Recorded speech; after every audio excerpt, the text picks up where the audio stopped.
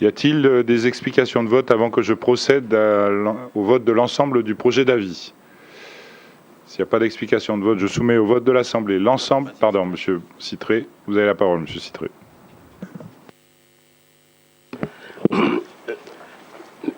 Merci, Président. Je suis très réservé pour voter l'avis demandé au Congrès dans le cadre de la modification de la loi organique. Je disais ce matin que le débat a soulevé beaucoup de débats, beaucoup de questions, parce que le sujet est trop important et même sensible. Et là, nous sommes en train de mettre en place toute l'organisation pour préparer la consultation de 2018. Et des difficultés ont soulevé un problème de fond parce qu'on a touché aux fondamentaux des accords de Matignon et de l'accord de Nouméa qui inscrit le pays dans un processus de décolonisation. Et lorsque on s'engage dans la décolonisation, eh bien, il y a un corps électoral qui a été défini. Voilà. Il y a eu référence de la résolution de 1960 de l'ONU, qui définit, les populations qui sont appelées, à côté du peuple colonisé, les populations qui sont appelées à participer au référendum. Et là, le fait, et c'est pour ça que je dis, je ne peux pas voter l'article 2 de l'avis parce que ça touche justement aux fondamentaux de la définition du corps électoral qui a été arrêté et remet en cause effectivement les dispositions prévues au vote de l'accord de Nouméa dernièrement. D'abord parce que là, on se retrouve en dernière ligne droite du processus initié par les accords Matignon-Nouméa. Et comme je viens de dire, on vient remettre en cause l'esprit et la lettre de la participation au référendum. On remet en cause le corps électoral gelé constitutionnellement par le Congrès de Versailles en 2007. Voilà. Et parce que ça introduit effectivement une nouvelle catégorie d'électeurs. Or, l'esprit comme la lettre, c'est que ne peuvent participer au référendum que ceux qui prouvent leur enracinement de longue date dans le pays, en Nouvelle-Calédonie. Et c'est ça qu'on appelle les peuples, les populations intéressées. Hormis ceux nés ici et leurs descendants, il y a ceux qui arrivaient après l'accord de Matignon et qui doivent justifier de 20 ans de résidence continue au 31 décembre 2014 pour pouvoir voter. Donc là, il y a une discrimination à ce niveau-là. Il y a donc une sacrée différence entre 20 ans de présence requise pour certains et une durée de 3 ans de présence demandée pour les autres, pour les natifs, lesquels, pour être nés en Nouvelle-Calédonie, partir, ensuite revenir, mais qui ont passé leur vie ailleurs que dans le pays, et revenus ensuite pour voter au référendum. C'est-à-dire des gens qui n'auront pratiquement pas de lien avec le pays. Moi, je dirais qu'ils ne sont pas concernés par la décolonisation du pays. Et j'extrapolerai à dire que on construit le pays avec une autre population autre que celle qui existe déjà et qui a voté à plus de 70% pour l'accord de Nouméa. C'est pour cela que je considère que ces dispositions déséquilibrent politiquement et juridiquement les accords politiques et le droit à l'autodétermination. Merci beaucoup. Merci, Monsieur Citré. Monsieur Ouamitan, vous avez la parole. Oui, merci, Monsieur le Président. Alors, juste dire deux, trois choses. Au moment où nous allons voter cet avis du Congrès concernant le projet de modification de la loi organique, rappeler que nous sommes, c'est un peu ce que j'ai dit ce matin, nous sommes rendus à plus de 25 heures, 26 heures de débat sur la question du droit de vote. Depuis Paris, où nous avons passé à peu près une dizaine d'heures, et ici, mercredi dernier, lundi, là, donc on arrive à presque 26 heures. Ça veut dire que nous avons là un problème qui est horriblement compliqué, compliqué politiquement et bien sûr compliqué juridiquement. Et politiquement, pourquoi? Parce que tout simplement que le droit de vote touche bien sûr aux principes fondamentaux de la décolonisation et de l'émancipation des territoires qu'on appelle les territoires non autonomes, inscrits sur la liste des pays à décoloniser. Et que pour les gens du pays, quand je dis les gens du pays, c'est bien sûr essentiellement les Kanaks, mais aussi toutes ces vieilles familles calédoniennes qui sont là depuis des générations, c'est quelque chose qui touche, comment dire, plus les sentiments que la raison, et souvent, comme on dit, on réagit avec nos entrailles.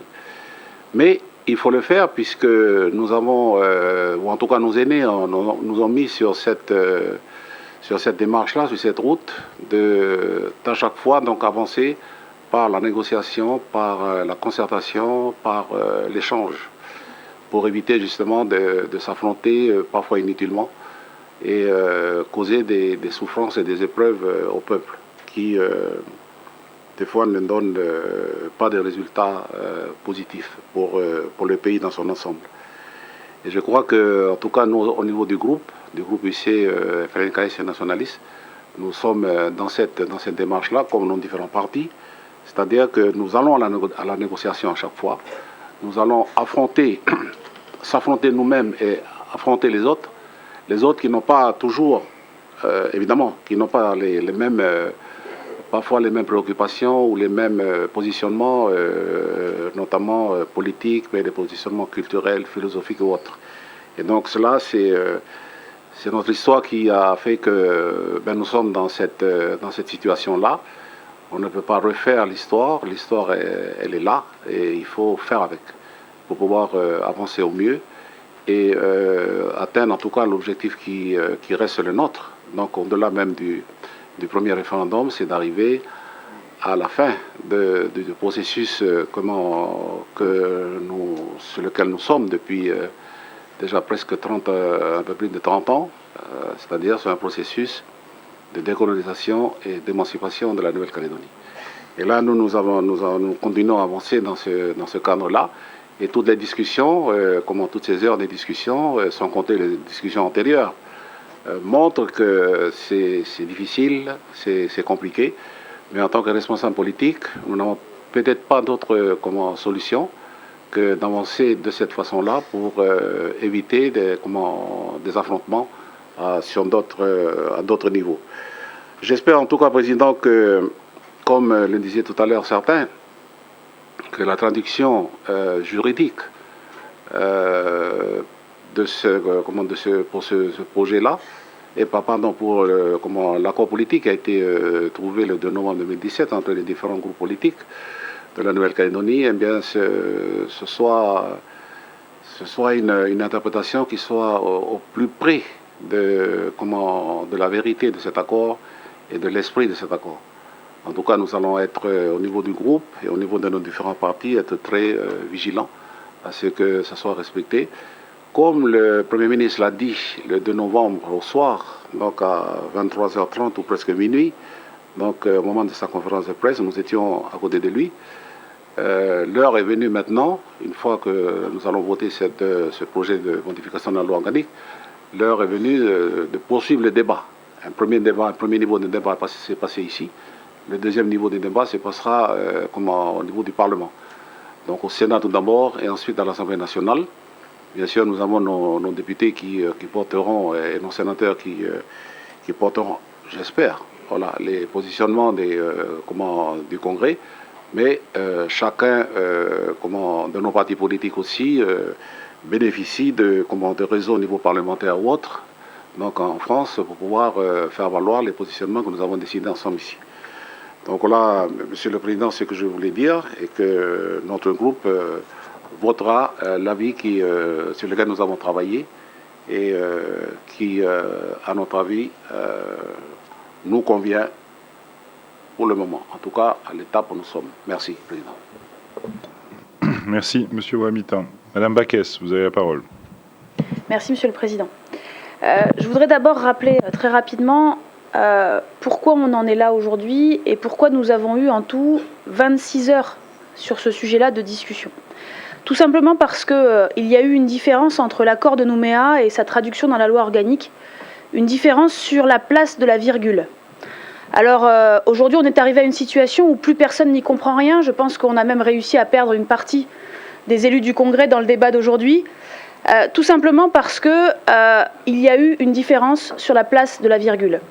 Et donc je voudrais insister sur la nécessité dans les travaux que nous aurons à mener par la suite, et c'est pour ça que j'ai également insisté sur la nécessité de ne pas translater l'ambiguïté qu'il pouvait y rester aujourd'hui en commission administrative spéciale, parce que dès qu'il reste des ambiguïtés, on se retrouve dans des désaccords qui nous font soit perdre du temps, soit générer des conflits. Et je crois que nous avons tous intérêt à la clarté. C'est l'équilibre que nous avons trouvé aujourd'hui, parce que nous avons tous la volonté de rendre ce référendum incontestable et donc qu'il soit le lendemain incontesté. Nous avons trouvé un équilibre qui permet d'avoir un traitement équitable des personnes de statut civil coutumier et des personnes de droit commun. C'était l'essentiel pour nous et je crois que nous avons réussi aujourd'hui à trouver une solution pour en arriver là.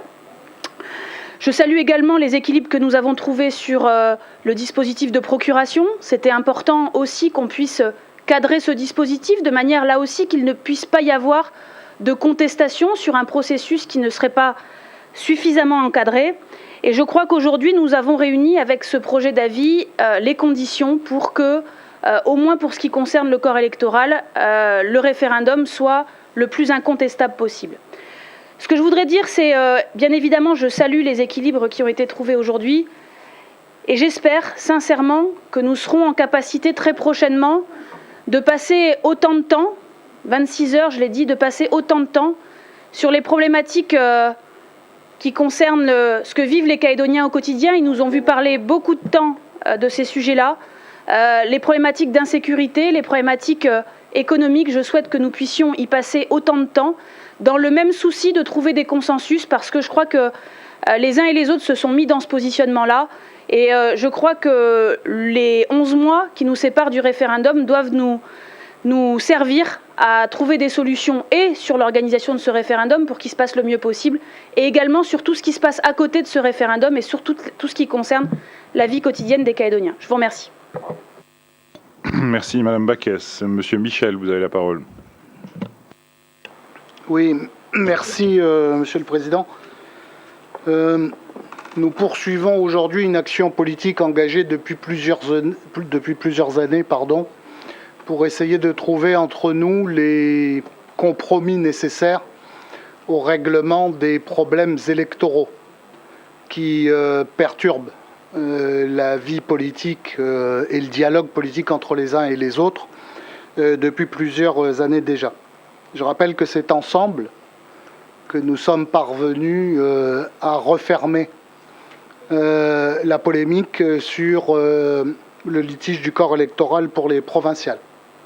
C'est également ensemble qu'on a trouvé l'accord politique qui a permis l'inscription automatique de 158 000 Calédoniens, c'est-à-dire, selon toute vraisemblance, de 90 ou 95% des Calédoniens appelés à participer à la consultation sur l'avenir de la Nouvelle-Calédonie.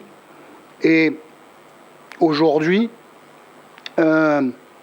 nous réglons le dernier problème qui subsistait sur ce sujet, à savoir la question de l'inscription, des modalités d'inscription automatique de ceux qui sont appelés, quel que soit leur statut civil, à participer donc à la consultation d'autodétermination, mais qui donc ne s'était jamais inscrit nulle part et à ce titre ne pouvait pas bénéficier donc, de la procédure mise en place pour les autres citoyens du pays.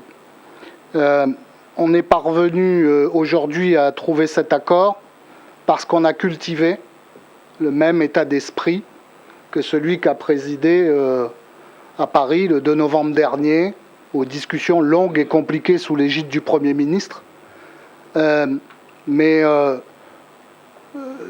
dans un esprit d'aboutir. Parce que de la même manière qu'on n'aurait pas pu aboutir à Paris le 2 novembre dernier si chacun n'y avait pas mis du sien, nous n'aurions pas pu aboutir aujourd'hui à un avis favorable unanime qui a vocation à permettre la traduction juridique de l'accord politique trouvé à Paris le 2 novembre dernier. Et c'est un esprit de responsabilité que je tiens à saluer au nom de l'intergroupe. Sans être exagérément optimiste pour la suite, je forme tout simplement le vœu qu'on continue dans ce même état d'esprit. Parce que si nous progressons sur le chemin des garanties à trouver pour faire en sorte que la consultation sur l'avenir du pays soit sincère, transparente et incontestable, pour autant, nous n'avons pas réglé tous les problèmes. Et en tout cas, en ce qui concerne la plateforme, nous appelons, nous, à poursuivre les discussions politiques pour formaliser les convergences qui, au-delà de la question de l'organisation de la consultation et de l'acceptation de son résultat, permettront à la Nouvelle-Calédonie de continuer à tracer sa route dans cette communauté de destin que Jacques Lafleur et Jean-Marie Tjibaou ont initiée en se serrant la main. Voilà, donc au moment où se conclut cette séance, je formerai très simplement et très humblement le vœu que cet esprit de responsabilité et de recherche du consensus qui nous a permis de passer ces étapes continue d'éclairer notre chemin dans les quelques mois à venir qui nous séparent de la consultation. Très bien. Merci, Monsieur Michel. Monsieur Mapou, vous avez la parole. Oui, Monsieur le Président, mes chers collègues, je crois que les travaux qui s'achèvent, en tout cas pour cet après-midi, nous rappellent que l'accord que nous avons signé en 1998, c'est avant tout une histoire d'engagement et d'investissement personnel des uns et des autres, dans un temps et des espaces auxquels il faut attacher la plus grande importance parce que nous avons besoin que ces discussions aillent, même si souvent ils prennent beaucoup en longueur, mais qu'ils puissent ouvrir toutes les possibilités pour qu'on continue à échanger et dialoguer sur ce qui peut être divergent ou sinon les points de convergence. Donc je voulais le redire parce que c'est ce qui s'est passé à Paris, c'est ce qui s'est passé sur les autres sujets que nous avons eu à traiter depuis le début de l'accord, et ça doit rester un point essentiel dans ce qui nous anime pour la suite, parce que c'est dans la mesure où nous arriverons à respecter cette approche ou cette méthode, ou en tout cas cet état d'esprit, que nous pourrons sortir le pays par le haut. Je voudrais aussi rappeler que cette loi vise finalement même si il faut faire attention aux mots, 8% de la population qui serait concernée par le scrutin. Donc il faut se battre effectivement pour que tout le monde puisse exercer son droit. Mais en même temps, dans les échanges que nous faisons, nous devons garder la pleine mesure de la réalité que ça représente pour ne pas s'engager dans des décisions qui pourraient être difficiles ou en tout cas avoir ou revêtir des proportions qui seraient très éloignées de la réalité. La deuxième chose sur laquelle je voudrais aussi insister, c'est que ceux qui sont concernés par les discussions que nous avons faites là, ce sont des gens qui, de droit, ne sont pas inscrits Et je voudrais saluer la responsabilité que nous avons tout le monde décidé de prendre, de faire en sorte qu'ils puissent participer. Parce qu'il n'y a rien qui leur interdisait de s'inscrire, je le rappellerai.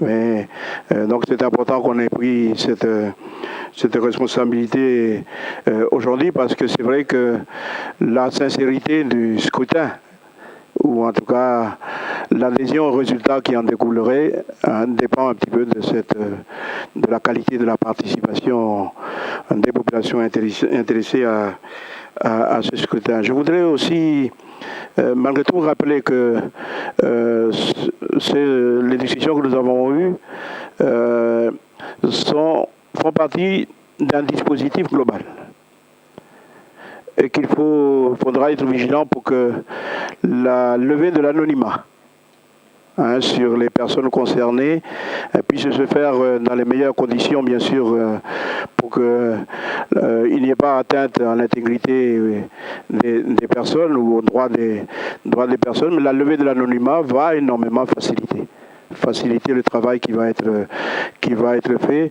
Et c'est vrai que on pourrait dire que 4000 c'est important, mais 4000 avec un dispositif comme celui que je viens d'invoquer peut largement faciliter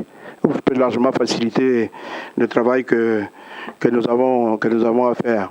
L'autre chose que je voudrais rappeler, s'agissant des CIMM, nous avons une instance qui est prévue par la loi. C'est la commission consultative des experts, qui doit pouvoir être saisie par les commissions administratives spéciales, le cas échéant lorsque nous avons un doute ou une discussion sur les critères ou les indicateurs qui sont pris en compte dans le cadre de la recherche des CIMM. Donc il ne faudra pas hésiter à y faire appel. On sait qu'ils ont été très peu sollicités depuis qu'on les a institués, mais ça reste une instance qui a toute son utilité dans ce travail. Alors a-t-on pour autant résolu la question définitivement? J'ai envie de dire en grande partie. Les responsables ont déjà indiqué qu'il faudra continuer à suivre au niveau de la procédure parlementaire. Mais ce que je voulais surtout dire, que tout dépendra de la qualité des discussions qui se passeront au niveau local, au sein des CAS, de la qualité de travail qui sera fourni par les mairies. Les mairies, les 33 mairies de la Nouvelle-Calédonie, et surtout de faire en sorte que l'état d'esprit qui nous anime, on puisse le retrouver en bas. L'essentiel étant que les gens qui doivent pouvoir voter puissent voter. Enfin, je terminerai là-dessus, c'est qu'on ne doit pas perdre de vue que si le droit est nécessaire pour permettre à chacun de pouvoir exercer son droit, il n'en demeure pas moins que le référendum de 2018 sera une réussite s'il y a une participation massive de la population, et ça nous renvoie aux autres questions ou aux autres responsabilités que nous devons continuer à travailler dessus pour que la Nouvelle-Calédonie, dans l'année qui arrive, travaille dans une ambiance qui permet à tout le monde de s'y retrouver. Voilà pour ce qui concerne le groupe uni. En tout cas, bien sûr, nous voterons cet avis, Monsieur le Président. Très bien. Merci, Monsieur Mapou. Je vais donc soumettre au vote l'ensemble du projet d'avis qui vient d'être étudié aujourd'hui. Qui est pour? Qui est contre? Qui s'abstient? L'avis est adopté. Chers collègues, avant de lever cette longue séance, je voudrais moi-même vous remercier de la qualité de nos travaux. Ils ont été longs, ils ont été parfois compliqués, mais j'ai le sentiment que chacun a fait preuve de responsabilité, malgré des positions assez fermes au départ de la part des uns et des autres. Je constate que chacun a gardé un esprit d'ouverture suffisant en tout cas pour entendre et écouter ce que l'autre disait, et grâce à ça, petit à petit, arriver à un équilibre qui a été formalisé par l'avis que nous venons de rendre. C'est une étape importante que nous venons de franchir. Il y en a encore beaucoup d'autres qui nous attendent. Donc j'émets le vœu que cet état d'esprit perdure dans les mois qui sont devant nous, avant le référendum de 2018. Merci à tous. Il faut la lecture de l'arrêté de clôture.